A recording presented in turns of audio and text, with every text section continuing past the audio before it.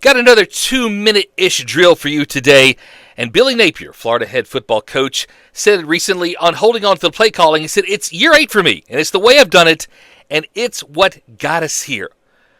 Well, Billy, that's the problem. You're not anywhere. 20-22 now as a head coach at the University of Florida, and Florida, frankly, deserves better. Now, I'm no Florida fan. I really don't care if they win or lose. But how do you say something like that when what you're doing obviously is not working? You have one of the worst, least imaginative, just boring to watch offenses in college football. And your response to that, your response to game after game after game, sucking on third down, having undisciplined play from your players, and just all in all looking like crap is, "It's the way I've done it, and it's what got us here."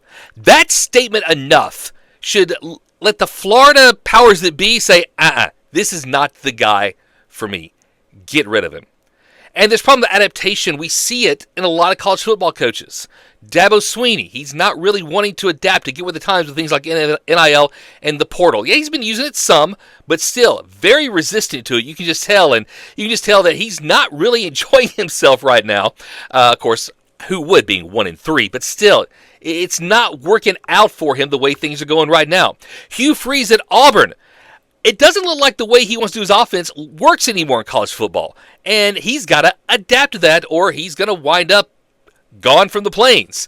What makes coaches so great? I'll use a couple of examples from Alabama. Way back in the day, Bear Bryant, in the late 60s, he was having a lot of problems. He had a couple of 6-win seasons. He needed to change. And he installed an offense called the Wishbone.